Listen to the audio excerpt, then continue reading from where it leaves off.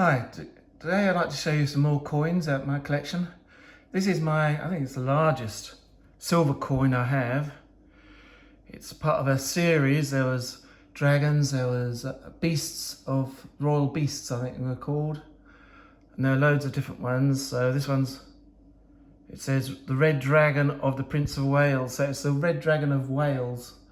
Now in the past, people don't realise that Britain used to have a dragon. It used to be a white dragon of England and a red dragon of Wales, I believe, back in the medieval times. And the red dragon is still on the Welsh flag. Cumbrium Byth, which means, I think, Wales forever.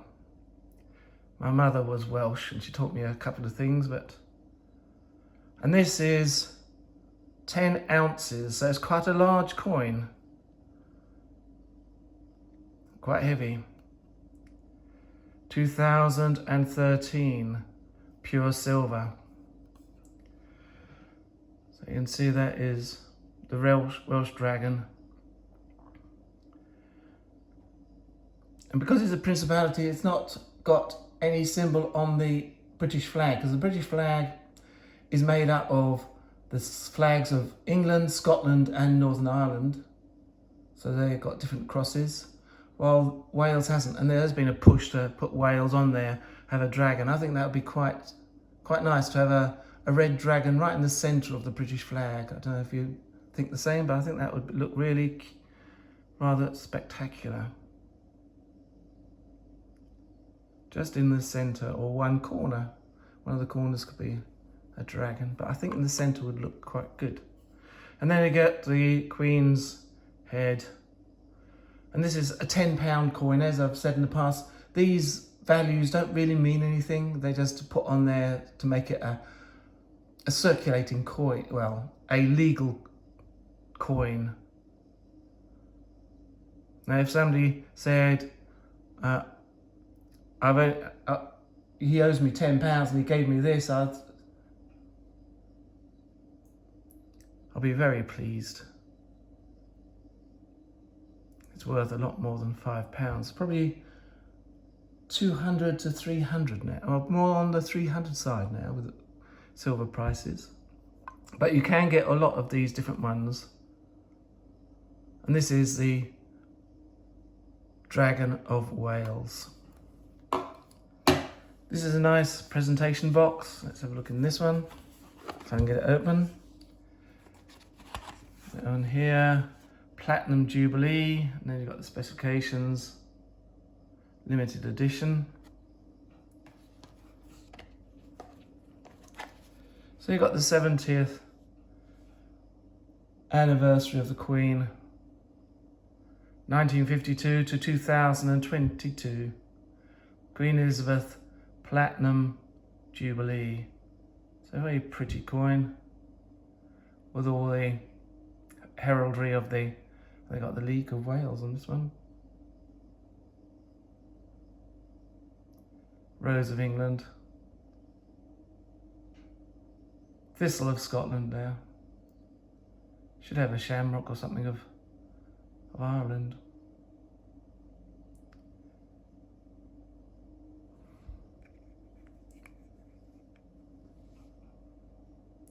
This one's £5.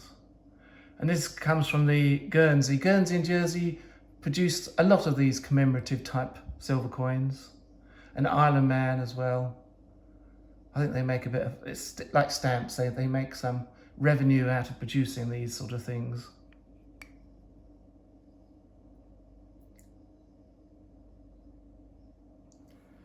There's a 3 set here.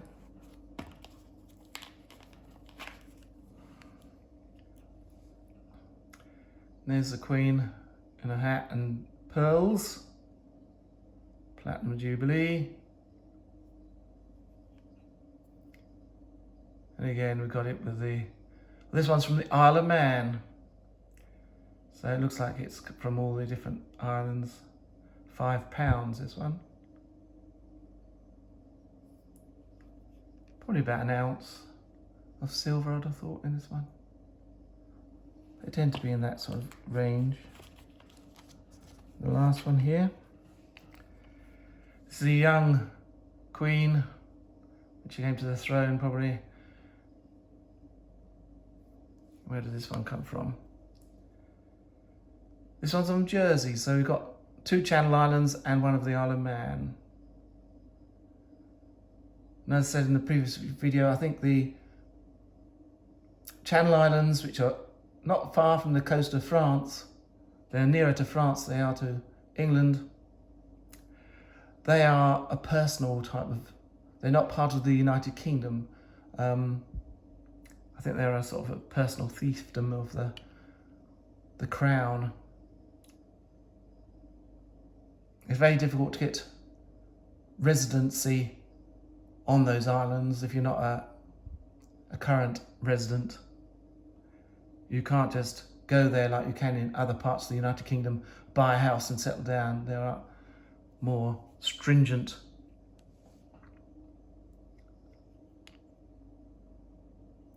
and think of silver coins which haven't been touched. They have got this beautiful definition, very well made. Yeah, Jersey and Guernsey and Sark and Alderney, the Channel Islands, they are very nice places. So if you ever get the chance, you should go there. I've only been to Jersey, but that was very, very nice. Has a half French feel to it.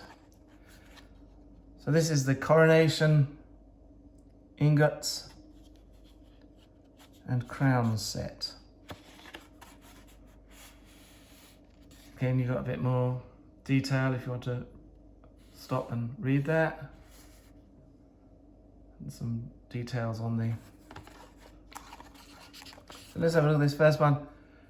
It's the Queen in a coronation regalia. It says it's very similar. It's based on a stamp of that period. There is a stamp, and this is a 1 shilling 3 pence stamp.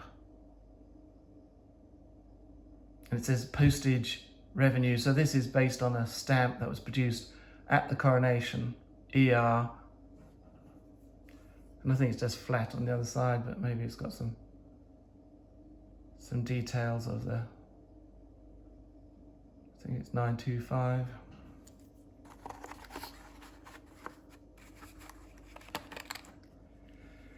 Got this very stylized head and lettering, very difficult to read in a way. Elizabeth, it looks more medieval. The second, De Gracia Regina, so FD. So Queen Elizabeth II, Queen, Defender of the Faith. And Prince Charles now wants to become Defender of the Faiths. But he is the head of the Anglican Church, and so he could not do that. He has to be the head of the Church of England. So this is a £5, 2003 coronation. Again, and it says God save the Queen, but in the middle. It's very difficult to read. It's very stylized. Next one we got is the Queen on horseback. This is a crown, I think it is. 5 shillings, yeah. Queen on horseback. And on this side you've got the arms of the United Kingdom. So you've got the Scottish lion rampant at the top. They've got 2 both sides, the 3 lions or leopards of England, and you've got the harp, the Irish harp of Ireland, and you've got their symbol, flowers as well. So you've got the rose of England, thistle of Scotland, the shamrock there of Ireland, and the leek. It's not really a flower, but it is a... I'm not sure why they've taken the leek, which is like a mild onion for Wales. And the date is sort of very strangely put in there. I think it's down the bottom somewhere. But again, it's very difficult to read some of these things.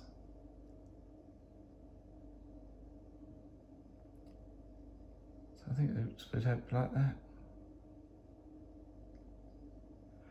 Right, so that is those. Certificate in here.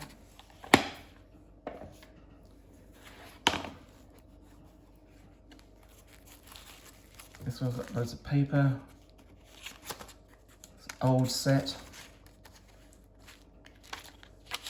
This is Churchill medals. So it's 24 gold on sterling silver. Now, the person I get these from, he's very good. He gets lots of odd stuff. But he wants to relocate or retire to Cyprus someday, so I have to get these things as quick as possible before he goes, because he has these strange things that you don't get anywhere else, and they are good value when you I have to pay for them. So there's a little bit of a note, back.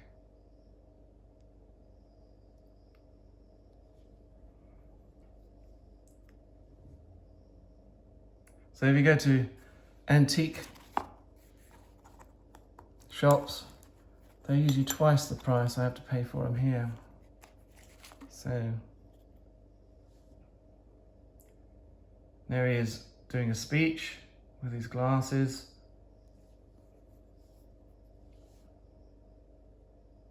Like most of history nowadays, it's all being thrown in the air, and heroes are becoming villains and villains are becoming heroes.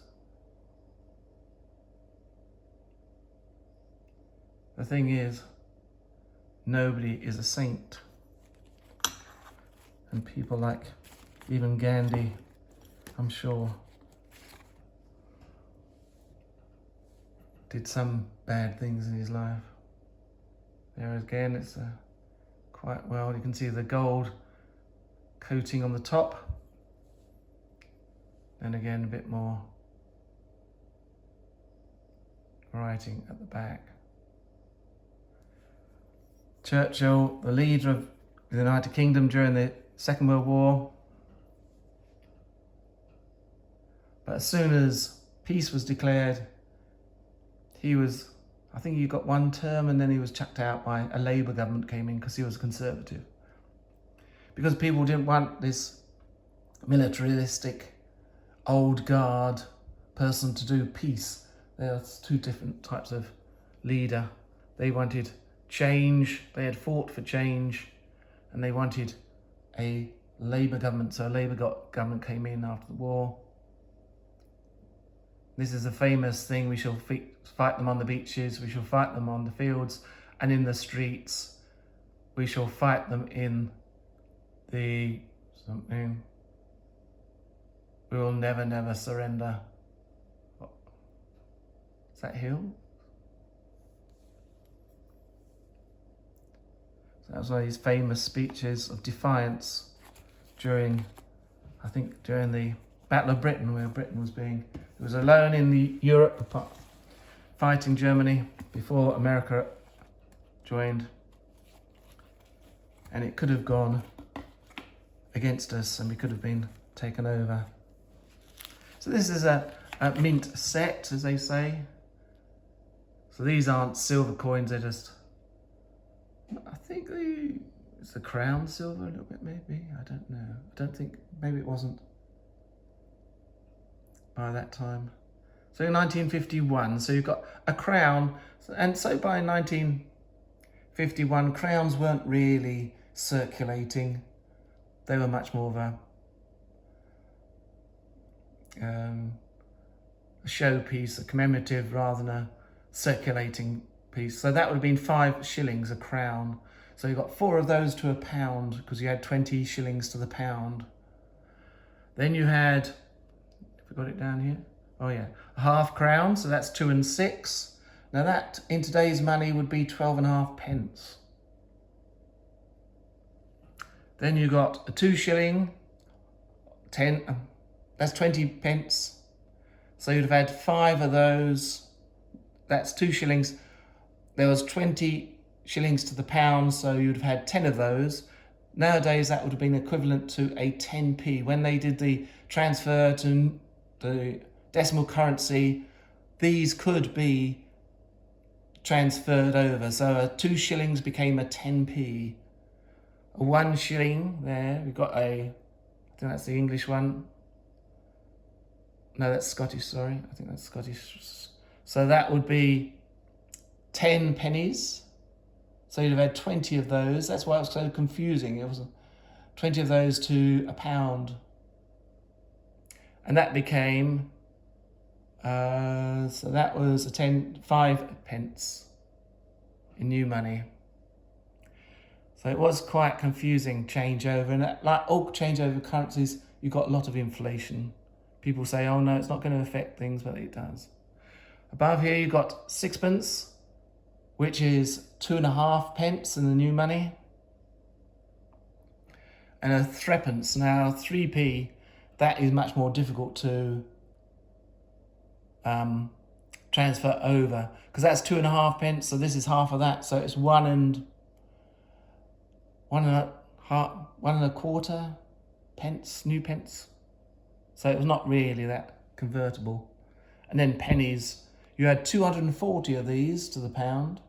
So when you had, I used to go on holiday and my dad used to bring a big blue bank bag, and he would give us everything in either pennies, halfpennies, threepenny bits, and the odd 6 pence. And so when you got a huge amount of this copper, this would be, you would think you were the king of the world, because it's a huge bag.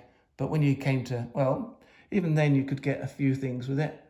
But it was, nowadays, if you had, say, 4 pounds of, 4 pounds, you could carry it in one hand, but 4 pounds there, that would be, what, 960 coins or something? It would just, you wouldn't be able to lift it. And then you've got halfpenny, which has got the ship on. They got Britannia with the trident. And all of these have got the monarch on the back, who was, it was the last, because the Queen Elizabeth came in 1953. So this was 2 years before his death. He died quite young, really. George VI. Because he was not meant to be king. He was the brother of Edward VIII, who abdicated because he wanted to marry a divorcee. People say that, oh, it's because she was not British, but it was not that. It was mainly that she was a divorcee. And the king is the head of the Church of England. And the Church of England, like the Roman Catholic Church, does not believe in divorce and does not believe you can marry a divorcee. And so it was out of the question that he could become king and become head of the Church of England. So George VI. So you've got a V for 5 and then a 1, so that's a 6. George VI.